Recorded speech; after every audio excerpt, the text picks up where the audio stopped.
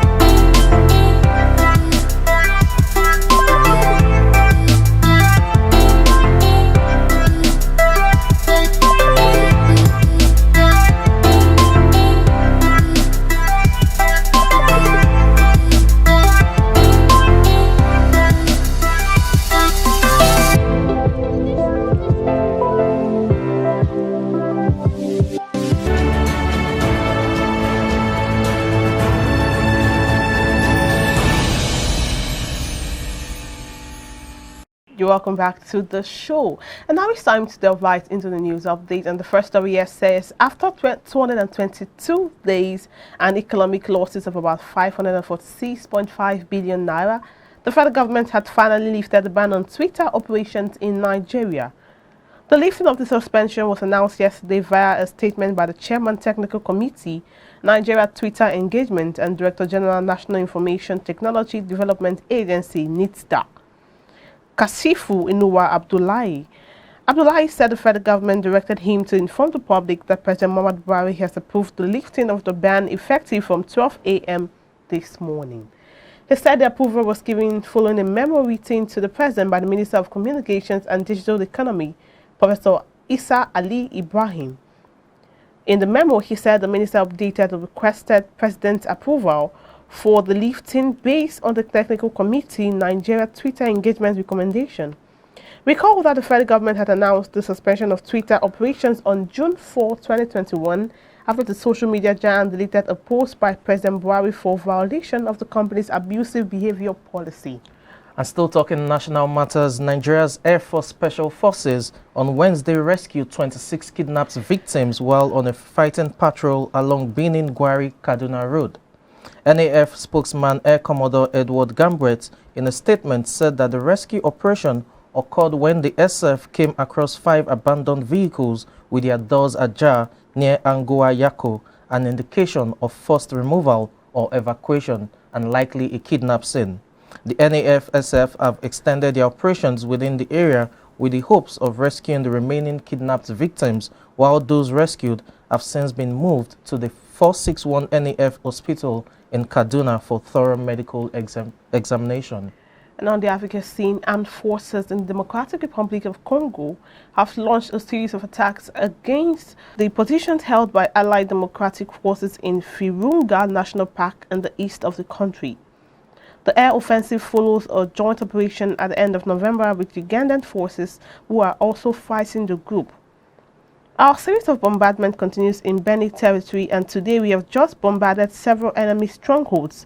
Today we cut them At 12 o'clock sharp, at the end time of their prayer, we are sure and certain that the DR Congo will win, said Captain Anthony Maulashai, spokesperson for the FARDC.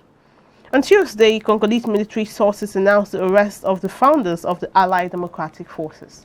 And on the international scene, the U.S. Senate Democrats on Wednesday unveiled a bill to impose sweeping sanctions on top Russian government and military officials, including President Vladimir Putin, and key banking institutions if Moscow engages in hostilities against Ukraine. The proposed legislation, backed by the White House, includes provisions to help bolster Ukraine's security and encourages the United States to consider all available and appropriate measures to ensure the Russia to Germany Nord Stream 2 gas pipeline, a tool of malign influence of the Russian Federation, does not become operational. Russia has amassed about 100,000 troops on Ukraine's border, and Washington is trying to dissuade Moscow from reinvading the country. And that's all on news update at this hour. We're going on a quick break right now. When we return, we'll delve into news headlines making the national dailies today.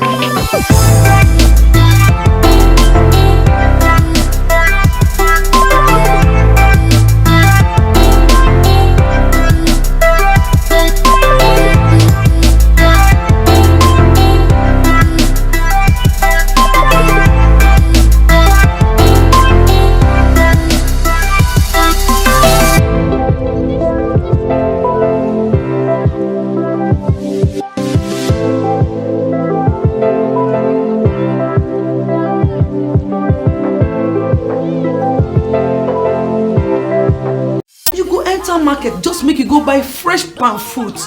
When you reach house, you go wash, you go pound, your body go dey pain you, even your fingernails go dey pain you. But make una no worry, make una relax. I get good news for una. Una don hear of Banga fresh palm fruit extract. All you need to do na make you go for the open am. Take the amount wey you want, put am for your pot. Which soup you wan make? Shey na egusi, shey na ogbono, shey na vegetable, shey na banga. My sister no waste time again, my brother no waste time again. Just go buy Banga fresh palm fruit extract. They go know say you sabi cook and you be better cook. Banga, come make your food yummy yum. Distributors needed nationwide. Phone number 081 63 974447, 08035 644436, 070 66638213. Banga fresh palm fruit extract.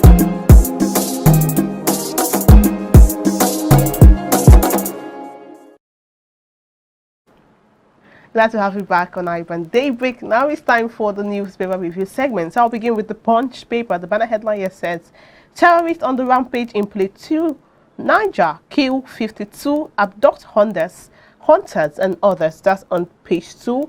And the writer says, Niger terrorists tied victims' hands to their backs before shooting them. That's coming from the residents. And Lalong demands arrest as invaders gunned down 18 in fresh Plateau community attack.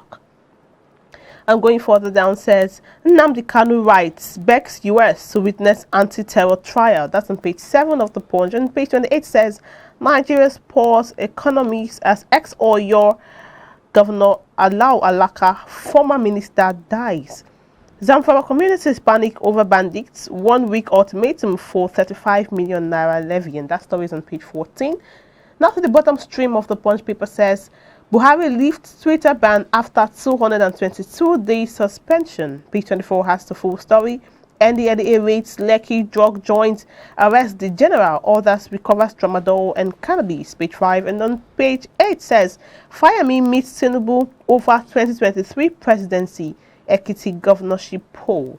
Now to the earpiece of the paper says, oil marketers begin establishment of autogas conversion centers in filling stations, and that's on page 24. Until now, 2 Borno local governments under Boko Haram firm control, Zulum tells senators. 3,121 killed in road crashes in 6 months. That's an NBS report on page 24. And on page 2 says, INEX 20 million naira new voter target shaky. 2.4 million registered. And workers, retirees, kicks at federal government plans 620 billion naira loan from pension fund. That's on page 22. And finally, on page 14 says, 3-put flow as family begins consultation on burial. That's on Shonokan's burial on page 14 of the Punch. Moving on from the Punch to the Guardian newspaper, the headline here reads, Federal government lifts Twitter ban after 222 days, $546.5 billion, billion naira, beg your pardon, economic losses. The writer there reads, stakeholders divided, say federal government should not gag platform. ECOWAS court plans to deliver judgment next week. We never left Twitter, Nigerians react. On the earpiece that you have, Nigerians tired of killing, says Lawan, that's on page 3. You have declare for 2023 presidency, Igbo politicians and technocrats urged, that's on page 7. Gunmen kill 21 in Plateau community, you can find that on page 5. And you have Buhari, Makinde, others pay tributes as Nigerians mourn late Oyo governor Alao Akala. That's on page 6. You also have at the bottom stream of the paper why ex-SGF Babache Lawal was not reported to EFCC in alleged 544 million naira contract scam. And you also have COVID-19. Summit urges Nigeria to galvanize other nations to seek debt relief. IMF wants global collaboration to boost Africa's vaccination drive. You also have resign now, Diri tells appointees eyeing elective offices. That's on page 8, and that's ahead of the 2023 elections. All right, now to the Nation paper. The banner headline here says, bandits kill 51, burn houses in attacks on communities. The writer says, many feared kidnapped on Kaduna-Abuja highway. Defense minister in Zamfara. President orders sustained military onslaughts. Lawan, Nigerians want action, not excuses. More of the stories on page 2. Federal government leaves Twitter ban with conditions, also on page 2. The bottom stream says EFCC rearranged Mofa over alleged 6 billion naira fraud. Government targets paperless systems. Now to the AFP says ex-governor Alao Akala found dead in his bathroom.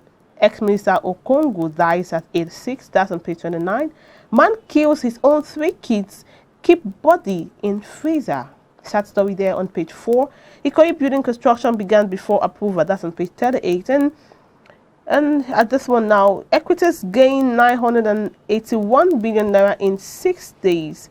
And the writer says investors earn 8.7 trillion naira since 2020. And that's all of the stories is on the Nation paper. Moving on from the Nation now to Business Day newspaper, you have the headline here that reads, Nigeria stocks to watch in 2022. And that's an investment edition. You have top 10 skills employers want in 2022. You also have CBN World Bank give GDP growth projection for 2022. That's on page 2. And on page 31, you have African insurers, high-tech SMEs to boost 2022 growth. And there you have it, talking about the major headlines making our newspapers across, various dailies today. Margaret, which one is striking for you, really? Obviously, the Twitter ban, after 222 days and with about 546.5 billion naira, almost 550 or 47 billion naira lost. 222 days and Twitter has been lifted, and Nigeria is saying we never left Twitter anyway. We Nigerians, we are really amazing people, and I think that's all I should have to say about that. Nigerians being so amazing that they do not obey instructions anyway, but that's amazing. And yesterday when that happened, I know I was awake till late, and what people said was the fact that there were arguments. I know Ebuka Obijendu came up to say some things that, and he and his colleagues came up to say that it's more like an election. It's almost an election. Pre-election, pre-election. So they need Twitter as a means of course.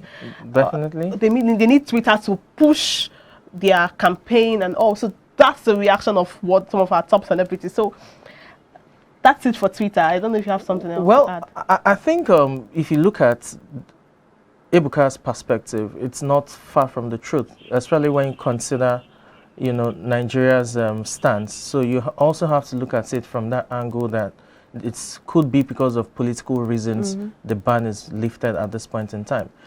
You never can tell when the next decision will be in terms of how they go about social media gagging or not gagging. But at this point, I think it's a welcome development for so many people. Oh, I know this. Away from that, let's look at the top story on the Punch that says terrorists on the rampage in Play 2. Niger, kill 52, abduct hundreds and others.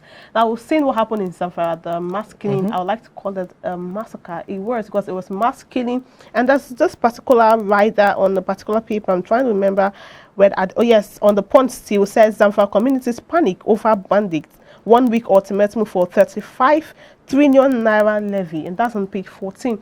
So we are seeing the rising rate of insecurity, how it's progressing. If I'm supposed to use that word, it's progressing. They've been emboldened. They've been like, you come out. I saw a video making rounds. I don't know how true that video is, of bandits recording themselves on this roads of Zamfara. So imagine the boldness, doing something wrong, but knowing that feeling like nothing can happen and nobody can talk to us, Where that comes from is the fact that some people are benefiting from the status quo with regards to the state of insecurity we have in the nation at this point in time.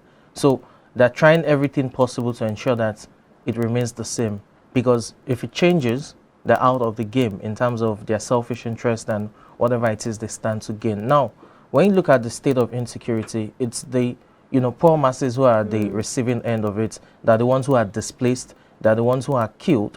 They're the ones whose means of living, of earning a living, have been deprived of them or taken from them. In terms of farmers who can't go to their farms again just because of security concerns, among other things. Now, there's a point insecurity will get to that it has to be all hands on deck. Yeah. And at this stage, that's where we are when it comes to security in the northern part of the country. It's gradually moving to the south. So especially your Zamfara, it's been a recurring motif over the last 25 years, even before Boko Haram came on the scene officially in 2009. You've always had stories of bandits in Zamfara. It is a recurring motif that shouldn't be happening in 2022. So now, there are measures that needs to be taken to address these things. And I think this is the time, the federal government needs to support the state government, because it's apparent that the state government is overwhelmed by these challenges. So it's about the armed forces taking the fights to them and just ensuring that the people right there are safe. Remember, yesterday, one of the papers talked about bandits levying, issuing levies to operators of, gold mines within the states. 10,000, 100,000. So it just shows you how emboldened they are at this point in time, and needs to be curbed to its barest minimum or even taken out entirely. It's the audacity. Some people say it's the audacity for me, because you don't do, these things are, even before the government even labeled those people as terrorists, it took a while. That's the issue. The government were very reluctant to even label them as terrorists. But they are terrorists. Remember that it even had to take a court order for the government to gazette. After do you back understand? and forth, And when you look at terrorism in the definition, the sense of it, to the various, heinous acts these guys perpetrate, that it correlates. There's really no difference. I'm actually surprised, the Buhari administration took this long to be able to term them what they are, terrorists. Now, I hope that now that they've been addressed as terrorists, they will have, the impetus to take the fight to them. Because when you do not term a certain group as terrorists, there's a limit to how you can engage them in terms of operations. There will be concerns regards, collateral damage, regards human rights and all of that. But now that they've been termed terrorists officially, you can easily take them out without having concerns for human rights in that sense. All right, I think that's where we should call it a wrap. Or do you want to pick on, I'm seeing something on Business Day, Nigeria stock to watch in 2022. I think Business Day is a really interesting newspaper for the Definitely. their business, and I'm seeing top skills employers want in 2022. Well, these skills it's a recurring thing. So we hear it all the time. And that's on page 21. Also, CBN World Bank give GDP growth projection for 2022. All right, African insurers, tech SMEs to boost 2022 growth. You know, doing business in Nigeria, someone was really complaining, or rather, a relative of mine was complaining yesterday, and she was stating how difficult it is to do business in Nigeria, talking of the things you have to pay. And I'm Definitely. sure, according to report that was just displayed on the screen not long ago, it said 50% of SMEs fail in the first 5 years. 5 years. So you see how difficult that is globally now. Talk about Nigeria, where the system is really tight. You have to look at the conducive environment for doing business in Nigeria. How conducive is it?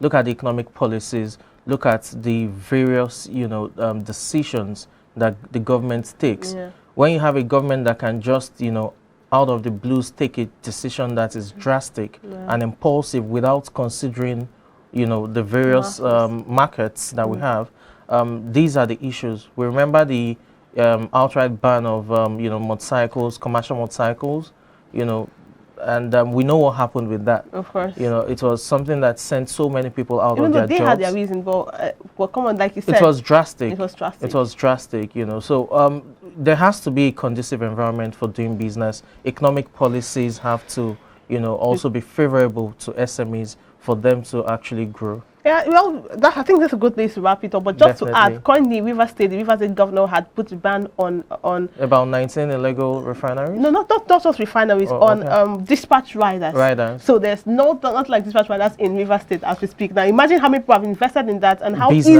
it is to transport goods. Beyond those who invested in the business, also look at the number of people who would lose their jobs.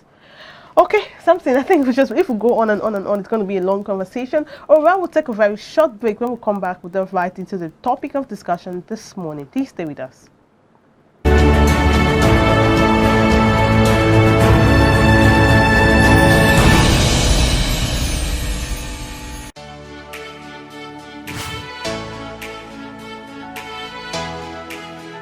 Most people don't understand the magic of a perfect skin. The allure of a well-pampered skin. We bounce from skincare products to skincare products. From spa to spa.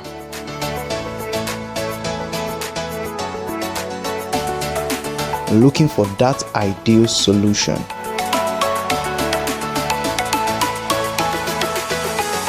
I found the solution.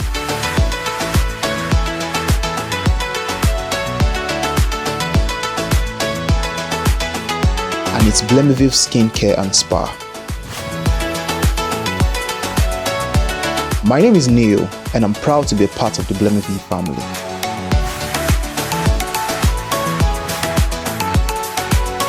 Mama, you're coming to Lagos. Banga. Baby, Mama just called me now. She's coming to see you. She asked me to tell you to make banga soup for her. And she's close to the house. Oh. How do you expect me to prepare banga in just few minutes? I have a solution for you. Really?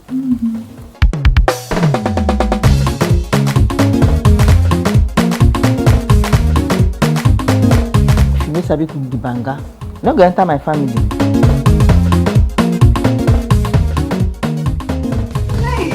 Pali banga is used in making other exotic dishes such as banga jollof rice, banga efo riro, banga asaro or yam porridge, banga egusi, and many more. Pali banga is easy to open, no preservatives, no cholesterol, and no coloring. Approved by NAFDAC. Manufactured by Pali Agro Products Limited. Available in all leading stores and supermarkets nationwide. Pali banga, natural palm fruit extract for tasty African cuisine.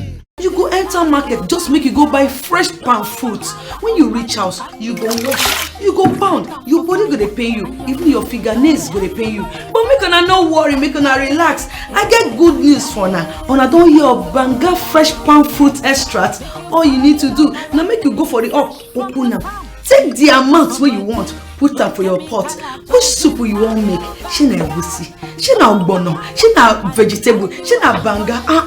My sister no waste time again, my brother no waste time again. Just go buy banga fresh palm fruit extract. They go know say you sabi cook and you be better cook. Banga, come make your food yummy yum. Distributors needed nationwide. Phone number 081 63 974447, 080 35 64 4436, 070 66 63 8213.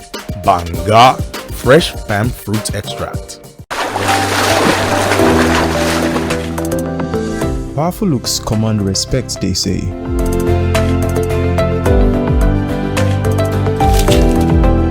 The perfect body, the perfect grooming, and ultimately the perfect skin. Looks, style, and grooming makes the ultimate man.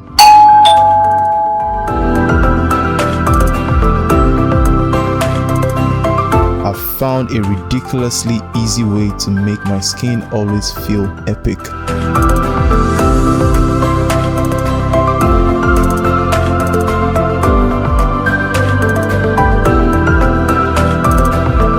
My name is Neo. I found Blemiviv, and now my skin finally makes sense.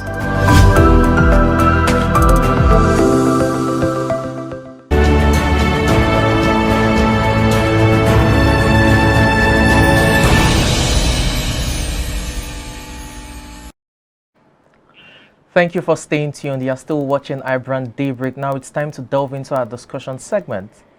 Young Nigerians make up the largest population of the growing flow of migrants from Africa to Europe. In 2016, over 20,000 involved in the Mediterranean Sea crossing were reported to be from Nigeria. For Nigerians, moving to Europe has become increasingly difficult. Now, thousands have tried to travel irregularly at their own risk. Since from 2017, hundreds of Nigerian migrants have been deported from various destinations, including Italy, Libya, and South Africa. These young people embark on very risky journeys across the globe, and casualties continue to increase on a daily basis. The topic of our discussion today is irregular migration, the dangers, the risks, as well as preventive measures. Margaret, irregular migration, also referred to as illegal migration. The incessant risk of just trying to travel at all costs to for greener pastures, even though it's not the legal way, it has led to so many people losing their lives or being imprisoned. Some have been enslaved. You have human traffickers, and some have even been they found themselves in sex rings where they used as sexual slaves. How did we come to this point, really? All right. Firstly, I would like to look at it from the beginning, from the roots course. The question I would have to ask, I don't know if it's a rhetorical question, is what would make somebody not mind risking his or her life just to leave a particular place, to migrate to another place? They say that the grass is always greener on the other side. Until you get to the other side, you now see that it's not really as green, or it may not even be. Sometimes it may even be green really. Yes. But it's a 50-50 chance. So the question is, what will make someone not mind those risks? What would make someone feel so uncomfortable in where he or she is? I like to call it your climb, your ethnos, that you do not mind leaving, or you want to leave and you cannot wait to gather so much to be able to leave, and you just want to leave at all costs. Is it being uncomfortable? Is it the fact that you just got tired and frustrated of the place? Or is it that you just want to try something else? So all of these things are questions that, firstly, I want to ask, why leave? Why leave? And secondly, it's people leave for different reasons, like I said already. So why not wait till? So that question is, how uncomfortable has your place of abode become for you that you want to leave? Well, when home is no longer home, there's always the need to find home, if you understand. Yeah, sorry, I was going to try to forget this. What I was even trying to say, or I was going to say later, is the fact that if you look at the statistics, like you read, Nigerians, Africans, right? not of course I wouldn't say sub-Saharan Africa. I would like to use the word because African countries that are a bit comfortable. Sub-Saharan Africa, Nigerians, we have the people who have war in their countries and all of that. But you wouldn't see, just to cite an instance, you wouldn't see someone from the US trying to do this. You wouldn't see someone from the UK trying to do this. Those are developed climes. Exactly. So this is the questions I just asked before. Why would it shows that maybe it's the case of being uncomfortable, hardship and frustration that makes people leave. So if we want to curb all of these things, we'll have to first start from why or handling the reason why they are leaving before you start telling them not to leave. Let's look at, you know, the dangers involved. You know, you've talked about, you know, some of the reasons why people embark on such dangerous journeys, like you know, someone from a war-torn nation or someone where the poverty line is just too deepening within the country. There's always the need to seek for, you know, greener pastures. Quite all right. Let's look at the dangers involved. More often than not, what is reported in the media are the number of casualties from the Mediterranean Sea. Oh, a boat capsized, you know, carrying 250 illegal migrants and all of that. We do not hear oftentimes of the dangers within the deserts, your deserts, those who want to go to Europe through Libya and all of that. Now, most of those who have returned from Libya or wherever, they've often cited, you know, various instances of human trafficking, cannibalism, you know, sometimes, you know, sexual trafficking in terms of sex rings, amongst other things. These dangers, let's look at them one after the other. Human trafficking. Some folks are, you know, when they try to go through maybe Libya or wherever, they get captured and they are sold to certain, you know, slave owners, so to speak, slave owners within this, you know, current regime, and they basically become slaves, and they even live worse than they were living, you know, prior to leaving the nation. There's also the danger of, as I said, a sexual trafficking ring, those who, you know, kidnap ladies and turn them to sex slaves abroad so that they can recoup some money. You also have cannibals in the mix. We've heard from some of the returnees from places like Libya and the rest that have talked about witnessing, you know, harvesting of organs, that some migrants were killed and they had their organs, you know, harvested and sold and all of that. So it just shows you how dangerous and risky this journey is, yet people embark on it virtually on a daily basis. Why? Like, it still boils down to what I said. For people who are really desperate. Okay, now I'd mentioned the fact that irrespective of all of these dangers, people, like you said, people still embark on all of these journeys on almost a daily basis, if not on a daily basis. It still boils down to the root cause of why they're trying to leave. You know, some people can be really so frustrated that they do not mind the risk factors, right? They do not mind and also, let's look at it from another angle. Aside the fact that your climate might not be so comfortable for you, we are looking at societal factors too. It could be pressure. Okay, now during the Christmas, we just finished Christmas and New Year holiday. You know, during that period, people feel a need to end the year with a particular kind of amount in their bank, account, or a new car, probably a new wife, or whether a wife if you're not married. I would say it's a new wife. A wife if you're not married. If you even as a lady, okay, are you coming home with somebody today? You won't even tell me that, but I'll tell you if you have someone for me, better bring it, or better you can marry the person. So don't put unnecessary pressure. So people are pressured to want to make it far. You see someone of, people say a woman of 25 and a man of 25 are not age mates. Definitely. So a woman of 25, you're saying that's the myth. You have that's a myth, right? Yeah. You have a car, probably you don't even have a car, it's okay, and you're everything, people are already asking you when are you getting married. But a man of 25, they're seeing you as you're just starting your life. A woman of 30, it's okay not to have a car, but a man of 30, they'll be asking you, where's your car? So all of these things are societal factors that make people want to make it irrespective of the ways they go about it. So you see pressure from loved ones or society telling you you're doing nothing, you're lazy, and also you feel to meet up to a particular standard. A standard that the society had given to you, and no standard is actually the standard. no standard is the standard. So the standard people have put for you may not be the standard for me. So if you let society give you standards, you end up wanting to meet up. And trust me, when it seems like you've met up the standard or you're meeting up the standard, another one is getting. So how much standard can you meet up? So you see people telling you, you can never make it in Nigeria. Nigeria is hard, it's tough. And then you're trying to go, you don't have money in your pocket. Or maybe someone had gone, because whether we like it or yes, the people who must have gone through this way and we're successful. Probably there'll be few people. One or 5 in 100. Let's just say 5 in 100. The percentage is really minimal. Yeah, minimal. So you see people who had gone there, and probably they are now telling you, if you try, and then you're trying. You may not be as lucky as those people, and then you end up in a fix. So you look at the factors in the country and also the societal factors that want to push you beyond the limit, push you beyond your breaking point, and you do things that are unthinkable, and you end up being in a fix.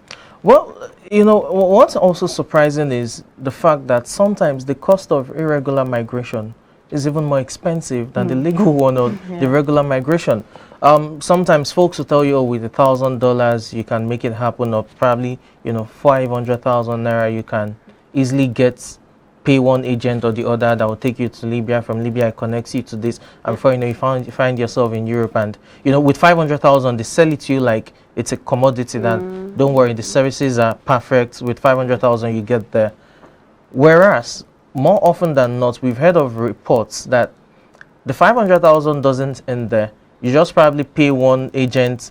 The next person who would take you would also have to get his own cut, and before you know what happens, you're paying over $3,000, $5,000. And when you convert that to naira and you check out the cost of traveling by the regular means or the legal means, you realize that it's even more expensive. So it then begs the question, why do people still try to go through that irregular means when there's a regular means that is even less expensive? Impatience.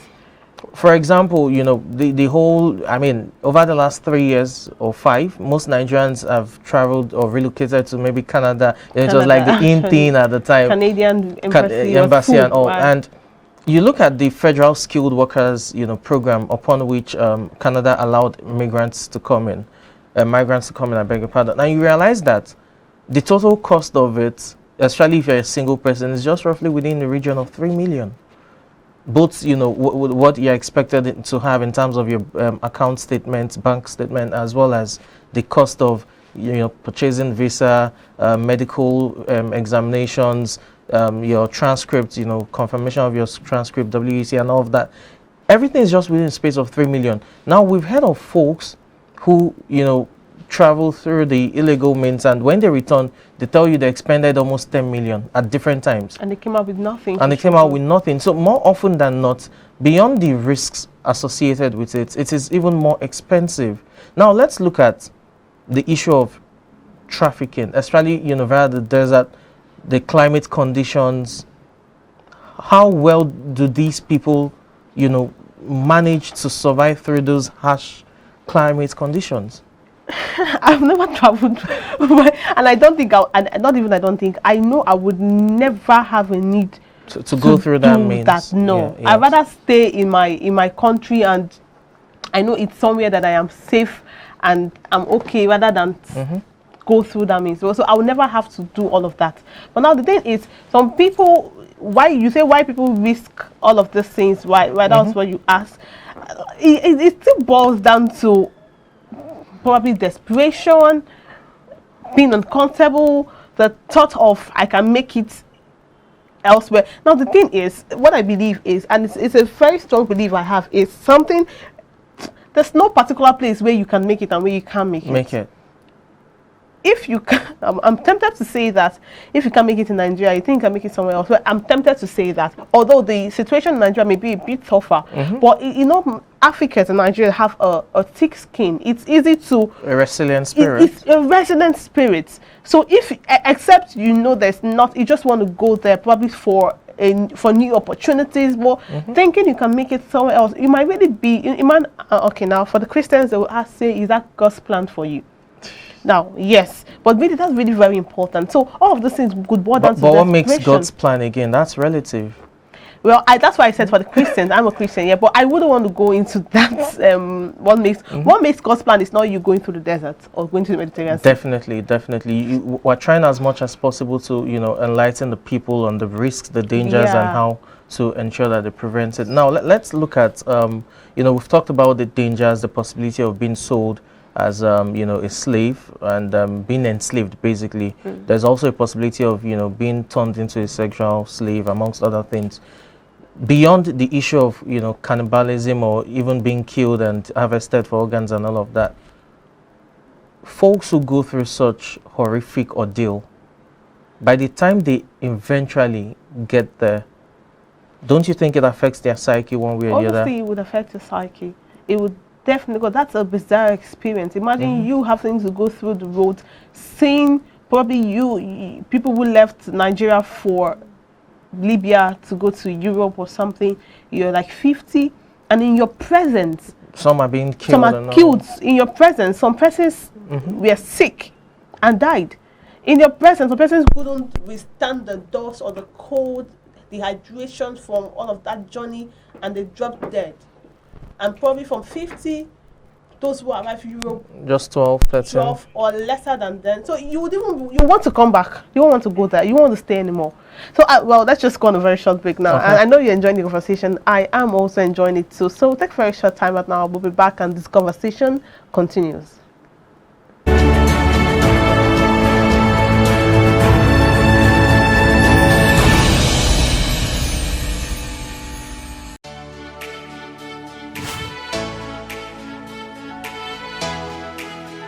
Most people don't understand the magic of a perfect skin, the allure of a well-pampered skin. We bounce from skincare products to skincare products, from spa to spa.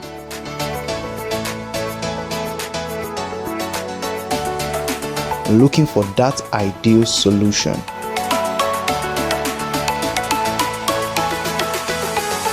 I found the solution.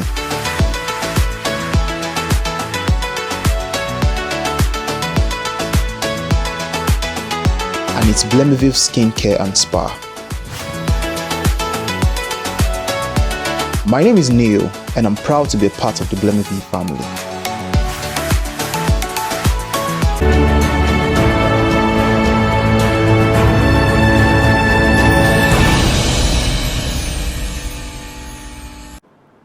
Thanks for staying tuned. You are still watching iBrand Daybreak. Now it's time to continue with our discussion as we hit home stretch. And Margaret, let's look at, we've talked about the dangers, the risks, the preventive measures.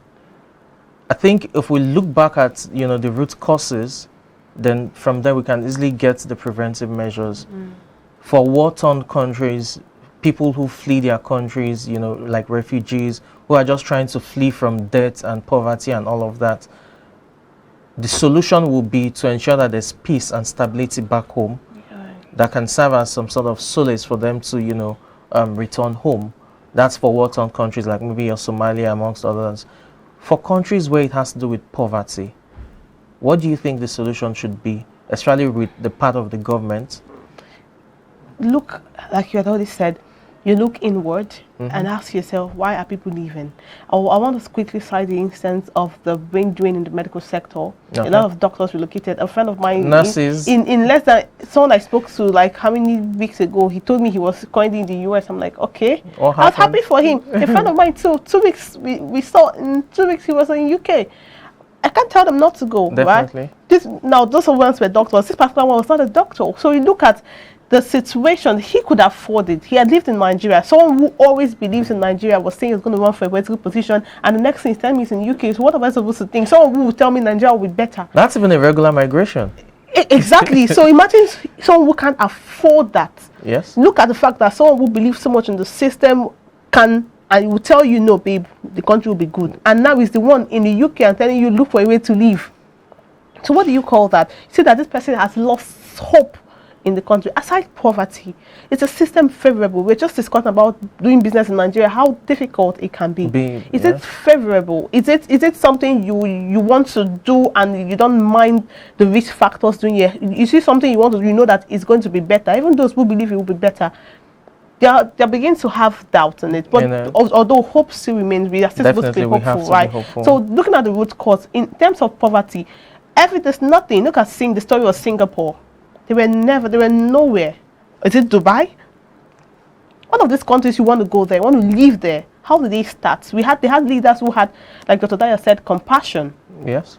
It wasn't about their pockets. It was about what would be beneficial, what they can do for the people, not about what they can gain with the position. So, if you look at all of these factors and sit down and say, "Am I doing the right thing? Is this the right way to go? What's indelible mark will I make if I leave office and do what to make people?" Although you can't please everybody, you know, ice cream. Even some people don't like ice cream anyway, so you can't please everybody when you're not jollof rice anyway. So, but having to look and say, this is what I want to do. All of this monies, some countries are really rich. It's just mismanagement of funds that make them poor. So if the leaders can sit down and think for themselves with the conscience that have not been smeared with hot iron, all of these things would be a thing of the past in no time.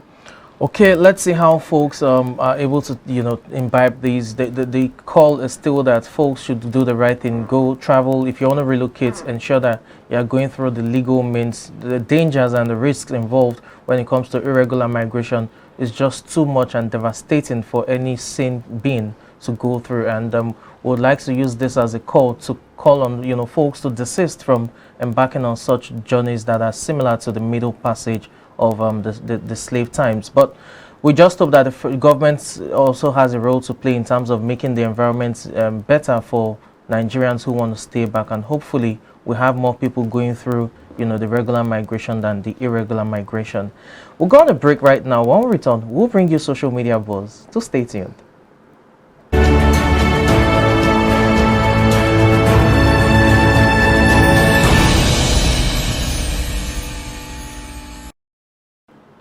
Thanks for staying tuned. It's still iBrand Daybreak. Now it's time to take you through social media buzz. Margaret. All right, yeah, social media buzz is still with what's buzzing. Twitter has been back, or is back now. And of course, Nigerians say they did not leave Twitter anyway. But I'll just read something for you. Now, the President Muhammadu Buhari has directed that the ban on Twitter be lifted after about 222 days. This directive was disclosed by the Chairman Technical Committee, Nigeria Twitter Engagement, and Director General of National Information Technology Development Agency, Kashifu Inuwa Abdullahi. In a statement on Wednesday, which was yesterday, January 12 in Abuja, Kashifu noted the approval was given following a memo written to Buhari by his Minister of Communications and Digital Economy, Professor Isa Ali Ibrahim. So it's the federal government, in a nutshell, has said, okay, all those who have been using VPN, no need to use VPN again. You can now use it with your full jet. I still use the VPN. Oh, so you're one of the bad Nigerians who did not obey. No, that's a good citizen. It's not bad Nigerians. Leaders set examples. I can remember when the ban just came into effect. Even the AGF, Malami, used VPN. I used it to tweet too. So it's not necessarily because you're a bad Nigerian in that sense, but. About past 3 this morning, I tried going on Twitter. It wasn't working. I still had to use VPN. All right, let us read some of the comments. It said, "Moral reigns. We don't need them. VPN got us covered." The same VPN we're talking about now. I didn't even really think if the VPN came. Like, people were waiting for the Twitter to be banned before that they use. Because the VPN came as a shocker. Like, oh, so you can actually use this? Yes. It has been virtual private networks. Yeah, it has been, but I didn't know that. But it wasn't popular yet because there was no need to, adopt it. At the end of the day, you can understand why folks also decide to go through that path. So many people have their businesses online, and you cannot deprive a man, his means of earning a living, especially since it's a legal means, and you don't expect him to find some sort of alternative. Oh, a second comment here from Nauswa I said, was there a ban before? It's still the VPN. Yeah, Sweet Elaberry replied and said, rather tweeted and said, after I don't forget my passport now. Password? Password. She said now Ogo will kill them, but Ogo will kill anybody. Really. Let me take Frank Donga's tweets where he said, "My heart and tweet goes out to all small businesses that lost revenue and opportunities during the Twitter ban.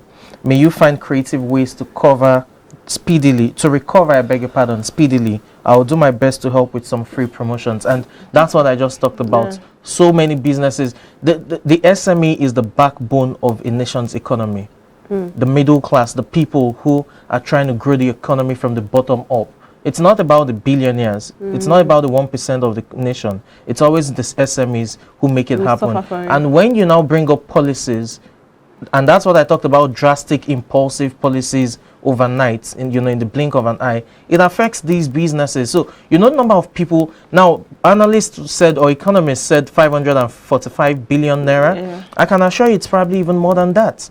That's probably for businesses that are registered. How about those that were just, that yet to be registered with probably the CAC and are still just coming up and all of that? So, when decisions are made like that impacts on or affects the people's livelihood, it definitely has a way of telling on the economy. Imagine if we've had 545 billion infused into injected into our economy. That's a lot. Imagine you give it to me and give it to my account. How much do we budget for various health ministries, sectors? But that's a whooping sum. That's you hear in a budget you hear 48 billion naira, 50 billion naira budgeted for the year for probably the health sector, education sector. And then you have a certain amount that is times 10 of that. Wow, that's a lot. Something is becoming very, very. This the passion you are saying. This money thing is like. Well, money makes the world go round. We are glad Twitter is back now, so you don't have to need. Let it take effect. Okay, I'll try again. But it didn't take effect as a past 3 when I tried. Something. We are glad Twitter is back. All right, thank you so much. Don't mind something, right? Don't mind him. So thank you so much for joining us. I'm sure you had an amazing time, and please, whatever I want to do things the right way. About the illegal migration, do not let society pressure you into doing what you would regret tomorrow. Live life at your pace. It's not about who call police first, not who they win case, right? Slow and steady wins the case. So go take it slowly, take it steadily, and trust me, the sky is your starting point. So while taking, I'll give you the quote, an anonymous quote that says, "To live a creative life, you must lose your fear of being wrong." To live a creative life, you must lose your fear of being wrong. Today is Thursday, and iBrandTV has more interesting programs for you after this one. So please join us tomorrow for another interesting program. Join us on Monday rather. Tomorrow is Friday. Join us on Monday, and please stay tuned to iBrandTV and have a wonderful day. My name is Margaret Opera. And I'm Samson Oluide. Thank you so much for joining us, and thanks to the production crew who made this happen as well. And to you, our viewers, you make the show what it is. Thank you so much. Do have a wonderful day.